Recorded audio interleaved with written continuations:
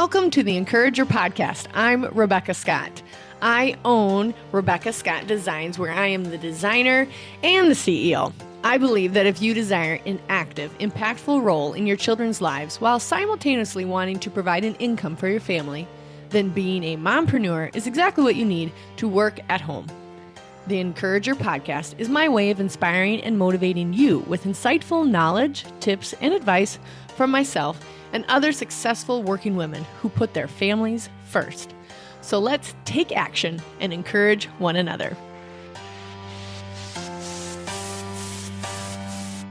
And we are back with the Encourager. So after you have made your priority list and after you have answered the key decisions, now you are able to start blocking. And what I mean by blocking is putting those priorities in their importance level into your day. And then also after you've made your key decisions, when you will work, where you will work, why you are working, what are your goals. When you've made all of those, now you can also start pulling those parts into your day by blocking. And by blocking, what I mean is breaking your days up into blocks of time.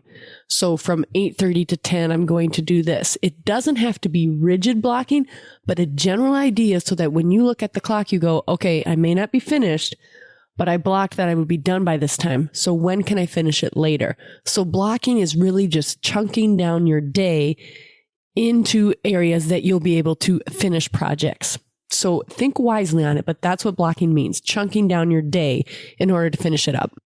So in order to give my best to family and God and business, that means I need to start early. So I start at 5:15. And even if you're not a morning person, I challenge you to really think if that's a key decision that you've made in your brain that you're not a morning person, when actually what would help you a lot is to be a morning person.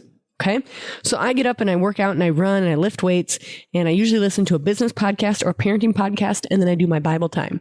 So I've already hit quite a few of my priorities. I've prioritized being a servant of God. I've prioritized listening to a business podcast, putting my business up there. Sometimes it's a parenting podcast. So I prioritize my children in there as well. And then I've done my Bible time. I've done my scripture. The advantages of getting up early is that I've already had my me time. And don't think of this as selfish, because I used to do that. But the truth is, if I didn't have it, I'd be a crazy lady. And exercise for me is cheaper than therapy. So that is why I'm doing it. But once I have set myself ready and I've showered and I've put my makeup on and I've done my hair and I've gotten dressed and brushed my teeth and I feel ready to wake the children up rather than them waking me up, I am so much better mood to meet their needs because I've met my own. We are all selfish beings. It's probably because of our original sin. But once I have met myself and made sure that I've taken care of the things that I need to take care of for my brain to be ready and my body to be ready to embrace all the awesome circus that God gave me, you need to have that me time. So for me, blocking in the morning is waking up at 5:15 and running and doing my spiritual time and getting ready. So then I wake up the kiddos, and during the school year, I am putting them on the bus, but we have a very rigid schedule in the morning. And when I say the word rigid, I instantly think, ugh, you listeners probably aren't going to like the word rigid. But what I mean is just very, very routine. Like when they wake up, they know, rub their eyes, put their clothes on that were laid out the night before, stumble down the stairs, take turns in the bathroom. We have one bathroom. Go to the bathroom, brush their teeth, brush their hair. Then they can arrive at the breakfast table.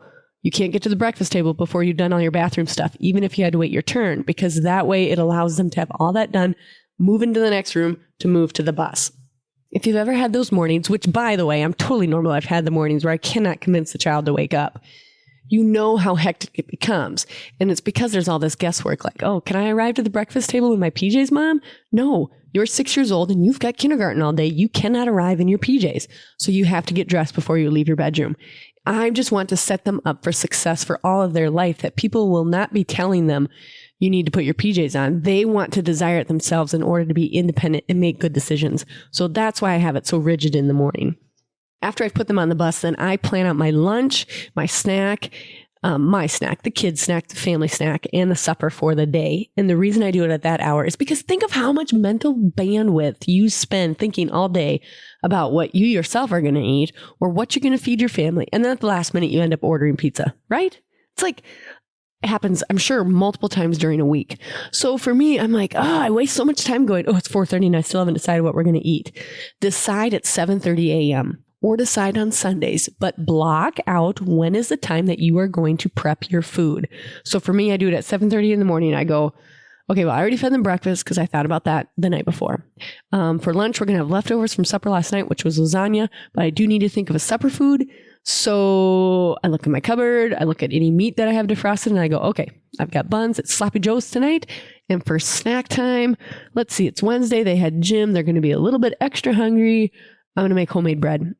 And when I say homemade bread, I really mean the bread machine. I love it. Such a time saver. So I get the stuff prepped in the bread machine so that can fire to go at noon, and it will be done by 3 p.m. Then by 8:30, after I've got my two little gals, they are 4 and 2. And honestly, sometimes they do come to the table in their PJs because they don't have to be at school. But then we march upstairs, we make all the beds, we get dressed, and we do their morning routine, which is a little bit different than the school-bound kids.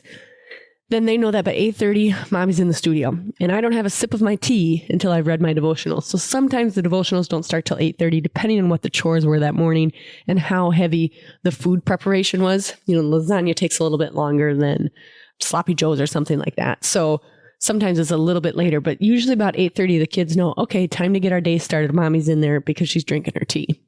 And then I have systemized my work week too. So for me, I picked out what I will do on Monday, Tuesday, Wednesday, Thursday, Friday. So I block those days out for meetings. So Wednesday is when I get groceries. Everybody knows that I have meetings in the afternoon usually because I'm pinning so I can do 2 things at once. Mondays, I do cutouts. Tuesdays, I do straps and interfacing. Wednesday, I do groceries and meetings. Thursdays, I do fit and finish. And Fridays, I do fit and finish and big goal planning or book-related, podcast-related things. So I've blocked those out for each day so that it's easier for me to place things when something comes up when they're like, hey, can we have a meeting about such and such? Then I say, no, I can't do Thursday, but I could do Wednesday afternoon because I have already decided what my blocks of time need to be spent on. We have a lunch break at 11:30. So from 8:30 to 11:30 is when I work. The kiddos are right next to me.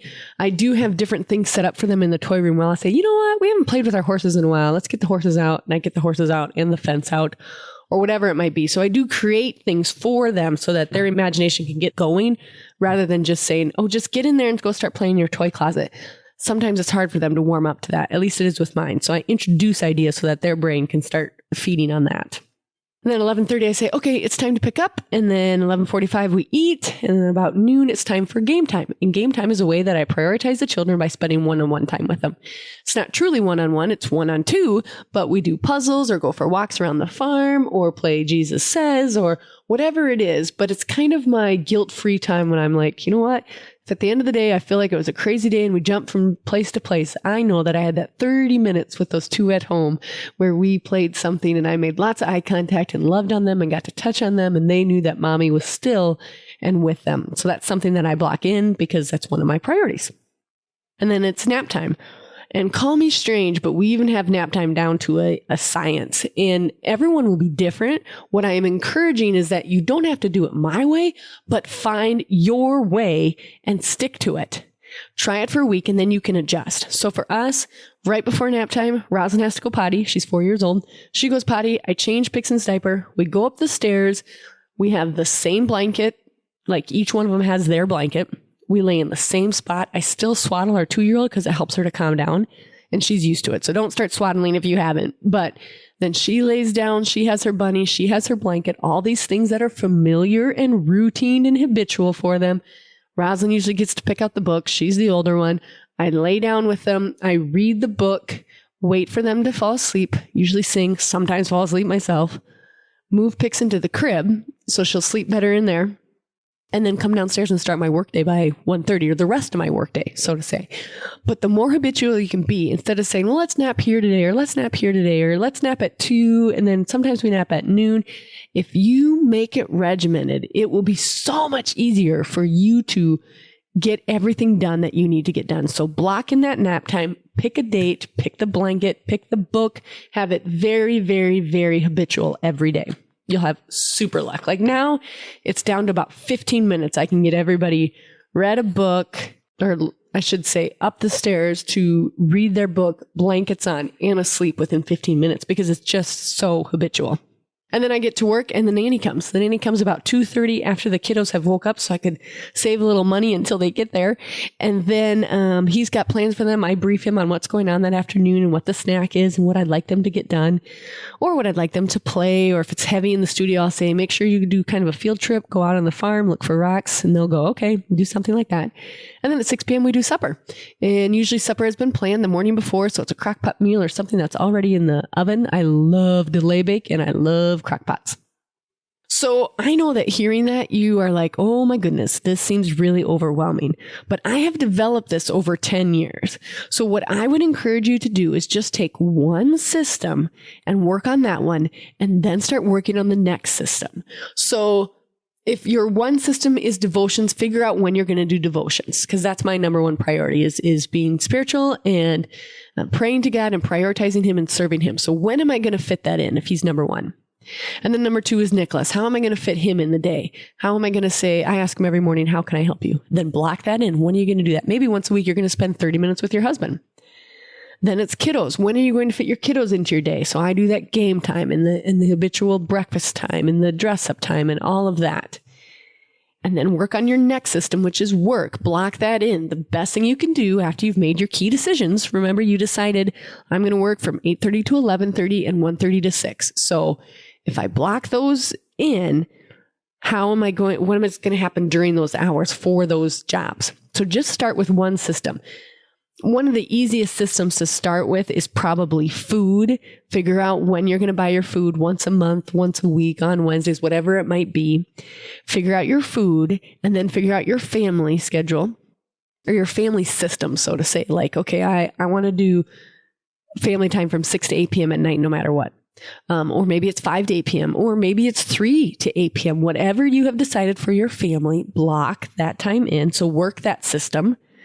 And then work your business system. Now, you've already done this when you've made your key decisions, when you decided when you will work and where you will work.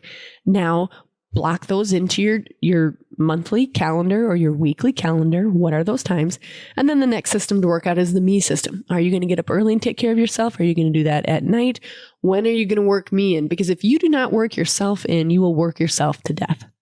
Take care of yourself. You need to take care of your body and your mind and your spirit so that you are able to do all the awesome things and all the amazing roles and gifts that God has given you. So take care of yourself. So it's overwhelming, but it is so doable. Have your priority list, then make your key decisions, and now do your blocking. Like this podcast talked about. What hours are you going to work? When are you going to prep your food? All of those things. Now you're going to start blocking things in. I think the easiest one to start with is food, and then do your family. How much family time in the day? Another key thing to ask yourself is, what are deal breakers? Like if only spending 2 hours at night with your kids is a deal breaker, then go back to your key decisions and decide when you will stop work so you can spend more time with them during the day. Then work out your work system, how many hours, and then your me system. I promise you can do this. We were meant for this. We are multitasking, amazing women who I cannot believe God equipped us with so many awesome things to be able to do all at once. How are you going to do this? Just start blocking it in and then adjust. Try it for a week and then go, this is totally not working. Okay, remove one of the systems and say, I'm going to put that one off until I can really triumph on this system, whether it's the food system, the work system, the me system, the family system. Work on one system at a time and then start putting the other one in until they can all run smoothly. Now, remember, I'm always the first one to say, I totally screw up. You know, I'm normal just like you. My systems get messed up.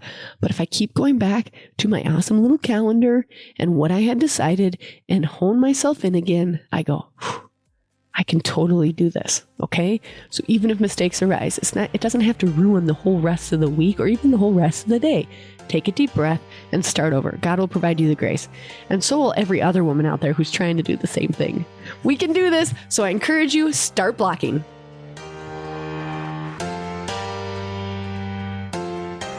Thank you so much for tuning in today. If you have not done so, please subscribe to the show so that the latest episode will always be conveniently available on your device. You can also find the show notes on my website at shoprsd.com.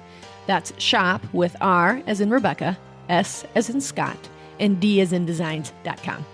The Encourager Podcast tab is at the bottom of my website, which holds some great resources like my recommended book page, how to rate and review my podcast, and reflection guides that correspond with each episode. Each review and rating is so valuable to us.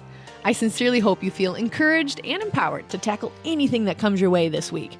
Remember to be grateful, humble, and kind. Then joy will come ushering in. Until next time on The Encourager.